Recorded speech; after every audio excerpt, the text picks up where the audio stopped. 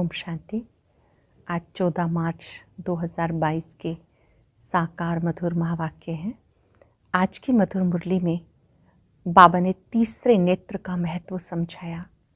जब हम बाबा के बच्चे बनते हैं तो हमें ज्ञान का तीसरा नेत्र मिलता है, जिसको दिव्य नेत्र कहते हैं, दिव्य चक्षु कहते हैं। इस दिव्य चक्षु से बाबा को ही देखो, बाबा से ही बात करो, अपने को आत्मा समझ एक शिव बाबा को याद करो। बाबा ने कहा इस तीसरे नेत्र के द्वारा तुम बच्चों ने जाना है बाप कौन है, कैसा है, कैसे उनको याद करना है, कैसे उनसे वर्षा मिलता है। अब तुम बच्चों ने इन बातों को जाना है, उसके लिए बाबा का बच्चा बन जाना है। मैं शिव बाबा का बच्चा हूँ। ये बात जिस बच्चे को जितना जल्दी समझ में आती है उतना खुशी का पारा चढ़ता है। ज्ञान धन का भी दान करना है, खुशी का भी दान करना है। ये स्मृति रहे कि बाबा से जो मुझे खजाने मिले हैं वो मुझे सबको देने हैं। अगर वो नहीं बांटते हैं तो उन्हें मनहूस कहा जाता है। बहुत सुंदर बात बाबा ने बताई। हर बच्चे का कर्म बंधन अपना अपना है। बाबा उस बच्चे की नब्ज के अनुसार उन्हें राय देते हैं। ज्ञान योग में पक्के बन जाना है। इस पुरानी दुनिया में रहते हुए भी सबसे बुद्धि योग हटा लेना है। एक बाबा को याद करते रहेंगे तो कर्म बंधन कटते जाएंगे। आप सल्वेशन आर्मी हो, ईश्वरीय सल्वेशन आर्मी हो। बाबा की मदद से संसार को रावण की जंजीरों से मुक्त करते हो। आप बच्चों का फर्ज है बाबा के कार्य में मददगार बनना, हर एक को बाबा का संदेश देना, कोई भी रह ना जाए। सुनते हैं बाबा के मधुर बोल बाबा के शब्दों में। बाबा कहते हैं मीठे बच्चे, ज्ञान के तीसरे नेत्र से बाप को देखो, बाप को ही याद करो। शरीर को देखते हुए भी नहीं देखना। ज्ञान के तीसरे नेत्र से बाप को देखो, बाप को ही याद करो, शरीर को देखते हुए भी नहीं देखना। इस पुरानी दुनिया में रहते तुम बच्चों को कौन सा डायरेक्शन मिला है? हम सब इस कलयुगी पुरानी दुनिया में रहते हैं, उसके लिए कौन सा डायरेक्शन मिला है? मीठे बच्चे, इस पुरानी दुनिया जिसमें तुम रहते हो ये कब्रिस्तान होनी है। इस पर रावण का राज्य है, इससे दिल नहीं लगाओ। यहाँ रहते बुद्धि की आसक्ति नई दुनिया में जानी चाहिए। ग्रस्त व्यवहार में भले रहो लेकिन कमल फूल समान रहो, सबसे तोड़ निभाओ। ग्रस्त व्यवहार में भले रहो, कमल फूल समान रहो, सबसे तोड़ निभाओ। बुद्धि योग एक बाबा से लगा रहे, ज्ञान योग में पक्के बनो। किसी भी हालत में खुशी का पारा कम ना हो। धीरज रख कर्म बंधनों को काटते जाओ। धीरज रखकर जो भी कर्म बंधन है उन्हें काटते जाओ। गीता धीरज धर मनुआ, धीरज धर, तेरे सुख के भरे दिन आएंगे। ओम शांति। मनुष्य मनुष्य को धीरज धरने के लिए तब कहते हैं जबकि वो दुखी बीमार होते हैं। यहाँ तुम मनुष्य मत पर नहीं चलते, तुम ईश्वरीय मत पे चल रहे हो। सो भी सब नहीं चलते, ईश्वरीय मत पर सब नहीं चलते। ईश्वर जिसको सत्य बाप, सत्य टीचर, सत्य गुरु कहा जाता है, उनकी मत तो नामी ग्रामी है। भगवान ने श्रीमत दी थी मनुष्य से देवता बनने की अथवा दैवी दुनिया के मालिक बनने की। इतनी ऊंची मत और कोई भी दे नहीं सकता, क्योंकि मनुष्य मात्र सब पतित हैं, भ्रष्टाचारी हैं, तो वह मत भी ऐसी ही देंगे। तुम बच्चे जानते हो हमें शिव बाबा मत दे रहे हैं। इस समय स्वयं निराकार शिव बाबा अपनी श्रीमत दे रहे हैं। ऊंचे से ऊंचे बाप की ऊंचे से ऊंची मत है। उनको तो कोई भ्रष्टाचारी पतित नहीं कहेंगे, पतित ही उस निराकार बाप को बुलाते हैं, साकार की बात नहीं। इसलिए कहा जाता मनुष्य की मत मत सुनो, बाबा की मत सुनो, बाबा की श्रीमत पे चलो। मनुष्य की मत मत सुनो। Hear no evil, see no evil. भले ये आंखें मनुष्य को तो देखती हैं, परंतु तुम्हें तीसरा नेत्र मिला है जिससे उनको देखना है। ध्यान से समझेंगे, ज्ञान का नेत्र मिला है, उससे बाबा को देखना है और उस बाप को याद करना है। दूसरा कोई नहीं जिसको तीसरा नेत्र हो, जिससे वह बाप को देख सके। तुम समझो बाप को देखने जाएंगे, बुद्धि में है ये तो आत्मा है ना, तुम आत्मा को देखते हो। जीव आत्मा कहना चाहिए, सिर्फ बहन कहने से आत्मा को भूल जाते हैं। यहाँ समझाया जाता तुम इस शरीर को भूल जाओ, अपने को आत्मा समझो, बाप को याद करो, उनको देखो दिव्य चक्षु से। बाबा को कैसे देखना है? दिव्य चक्षु से। तुम्हारी आत्मा को अब सोचना मिला, हमारा बाप कौन है, कहाँ रहते हैं, उनसे हमें क्या मिलना है। बाप कौन है, कहाँ रहते हैं, उनसे क्या मिलना है। तुम्हारे मिसल दुनिया में कोई भी नहीं जो बाप से वर्षा लेने का पुरुषार्थ करे। जब तक कोई बच्चा ना बने तो बाप से वर्षा कैसे ले सकते हैं? बाप का वर्षा तो बेशुमार है। ऊंचे से ऊंचा है सूर्यवंशी राजा रानी बनना। बैरिस्ट्री भले पास करते हैं, परंतु उसमें नंबरवार होते हैं। कोई तो बहुत धन कमाते हैं और कोई तो पेट भी मुश्किल भरते हैं। अब तुम जानते हो हम ईश्वर से राजाई प्राप्त कर रहे हैं। कोई भी मनुष्य को कोई कभी कह ना सके कि सत्य बाप, सत्य टीचर, सत्य गुरु है और सब गुरु लोग हैं। सत्य गुरु, सत्य बोलने वाला एक ही है, बाकी सब झूठ बोलने वाले हैं। गुरुओं का गुरु सतगुरु एक है, सत्य बोलने वाला, बाकी झूठ बोलने वाले हैं। वह सच्ची सदगति किसी को दे नहीं सकते। सतगुरु की महिमा हम तुम भी नहीं जानते थे। कोई की भी बुद्धि में नहीं आएगा कि वो सत्य बाप, सत्य टीचर, सत्य गुरु कैसे हैं। बाबा हमारे पिता, शिक्षक, सतगुरु कैसे हैं, वो तो सर्वव्यापी कह के बात खत्म कर देते हैं। वे परमात्मा को अलग समझते नहीं कि वह बाप है, हम बच्चे हैं। कह देते वह सब बाप ही बाप हैं। इनसे भी नीचे ठिक्कर भीतर में परमात्मा को कह दिया। बाबा समझाते ऐसे है नहीं। तुम बच्चों को निश्चय हुआ बरोबर बाप, सत्य बाप, सत्य टीचर, सतगुरु एक ही है। उन्हें कोई जानते नहीं। अगर जानते हो तो वहां जा भी सकें। किसको जाना जाता तो उसके नाम, रूप, देश, काल सब कुछ जाना जा सकता है। नहीं तो जानने से फायदा ही क्या। मनुष्य सब दुखी हैं, इसलिए शांति चाहते हैं। उनको ये पता ही नहीं कि हम असल में शांति धाम के रहने वाले हैं। वहां से हम आते हैं। हम आत्मा का स्वधर्म है शांत। हम आत्माओं का स्वधर्म है शांत। बाबा गुरुओं के लिए समझाते, वो कभी किसी की सदगति नहीं कर सकते। वो डराते हैं, कहते गुरु का निंदक ठोर ना पाए। वास्तव में ये सब बातें बेहद बाप के लिए हैं। अगर तुम मेरी निंदा कराएंगे तो सतयुग में ऊंच ठोर नहीं मिलेगा। बाबा की निंदा कराएंगे तो ऊंच पद नहीं मिलेगा। सन्यासी ये बात कह ना सके तो मेरी निंदा करने से ठोर नहीं पाएंगे। कौन सा ठोर? ठोर का तो कुछ पता ही नहीं। साधना करते रहते हैं, परंतु साधना करने से सदगति को पा ना सके। बाप ही आकर धीरज देते हैं। तुम जानते हो बरोबर 84 जन्मों का चक्र लगाया। हम बहुत दुखी हैं। जब तक सुखधाम का साक्षात्कार ना हो तो दुखधाम समझे कैसे?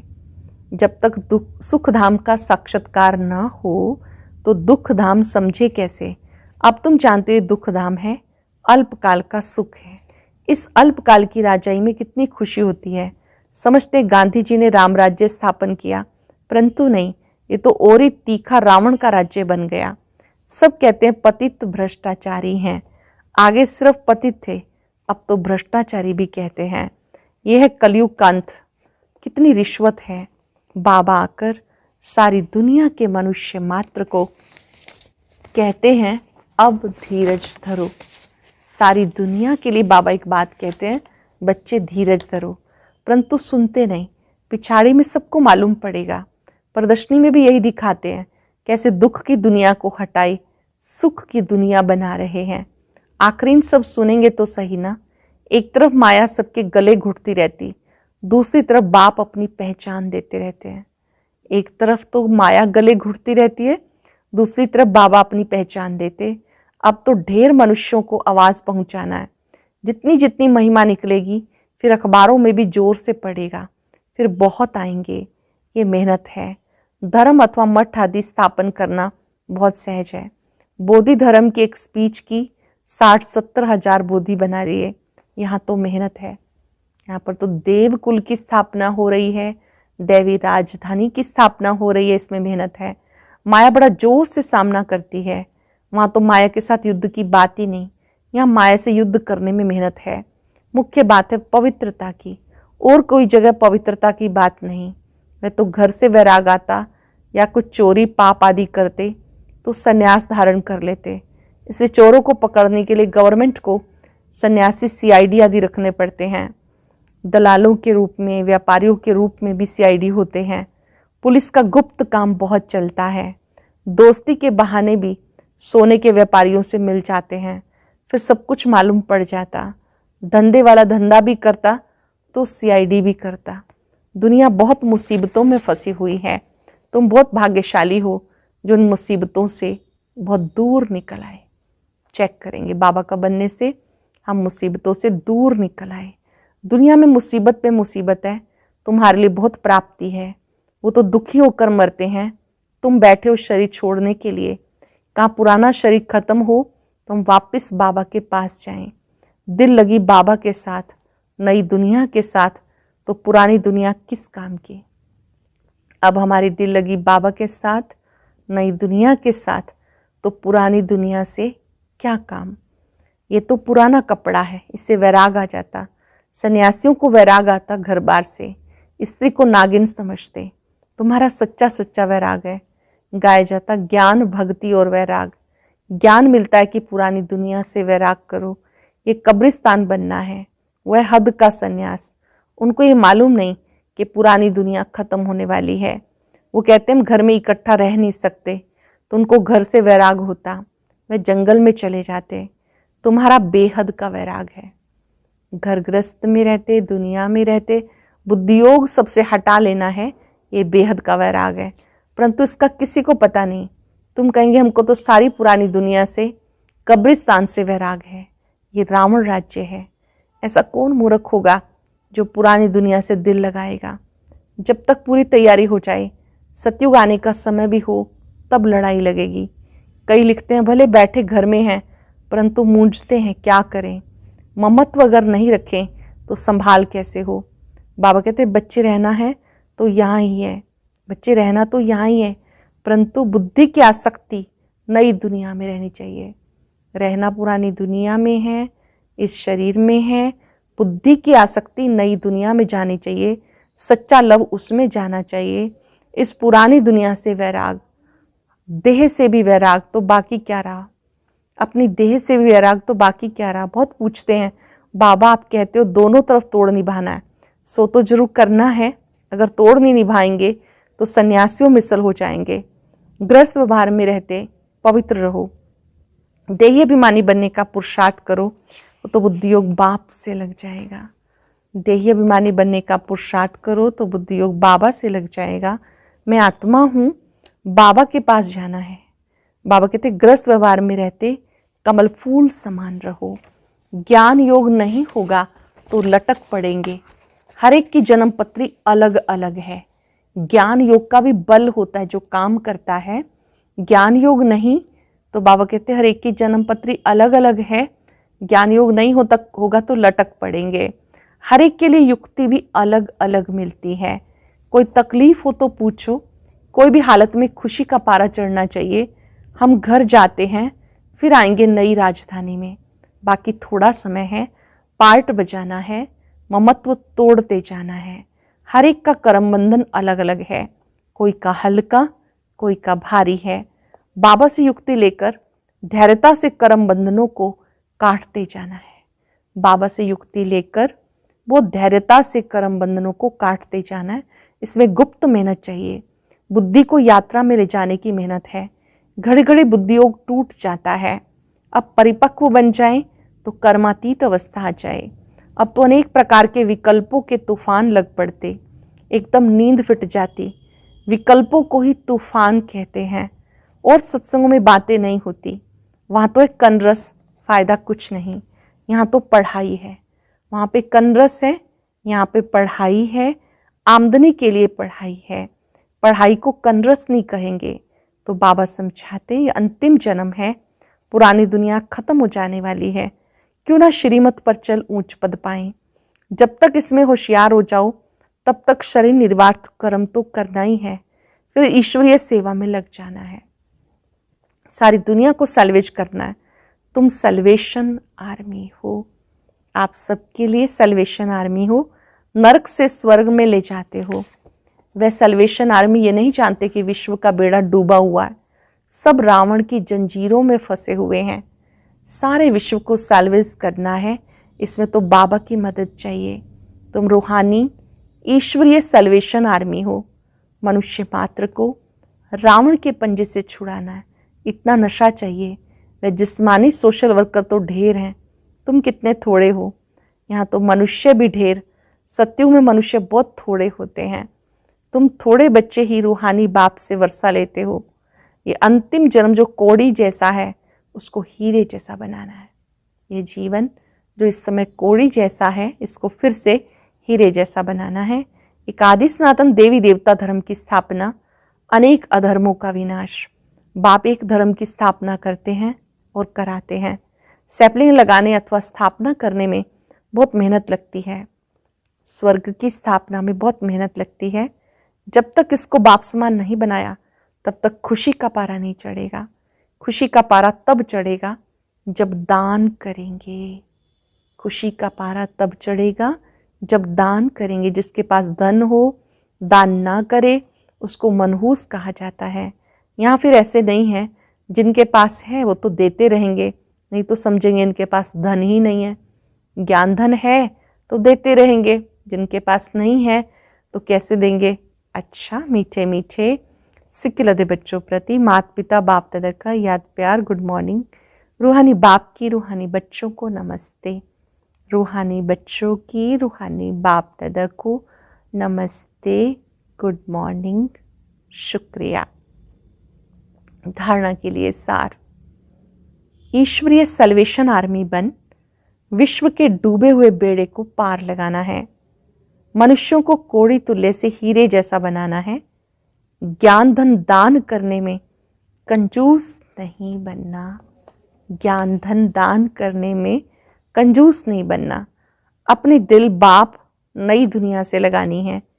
पुरानी दुनिया से देह से बेहद का वैरागी बनना है। बहुत ही सुंदर वरदान। दिव्य बुद्धि द्वारा सदा दिव्यता को ग्रहण करने वाले सफलता मूर्त भव। दिव्य बुद्धि द्वारा सदा दिव्यता को ग्रहण करने वाले सफलता मूर्त भव। बाप दादा द्वारा जन्म से हर बच्चे को दिव्य बुद्धि का वरदान प्राप्त होता है। तो इस दिव्य बुद्धि के वरदान को जितना कार्य में लगाते हैं उतना ही सफलता मूर्त बनते हैं, क्योंकि हर कार्य में दिव्यता ही सफलता का आधार है। दिव्य बुद्धि को प्राप्त करने वाली आत्माएं अदिव्य को भी दिव्य बना देती हैं। वह हर बात में दिव्यता को ग्रहण करती हैं। अदिव्य कार्य का प्रभाव दिव्य बुद्धि वालों पर पड़ नहीं सकता। जिनकी बुद्धि दिव्य है उनके ऊपर कोई अन्य प्रभाव जो अदिव्य है, अच्छा नहीं है, वो नहीं पड़ सकता। स्लोगन है स्वयं को मेहमान समझकर रहो तो स्थिति अव्यक्त व महान बन जाएगी। मेहमान समझ के रहो तो स्थिति अव्यक्त व महान बन जाएगी। आज याद रखेंगे, मैं दिव्यता संपन्न सफलता मूर्त आत्मा हूं। स्वयं दिव्य बुद्धि विधाता ने मुझे दिव्य बुद्धि प्रदान की है।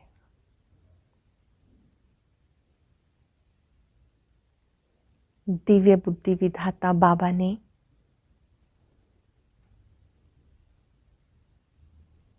अपनी शक्तियां देकर बुद्धि को दिव्य और श्रेष्ठ बनाया है।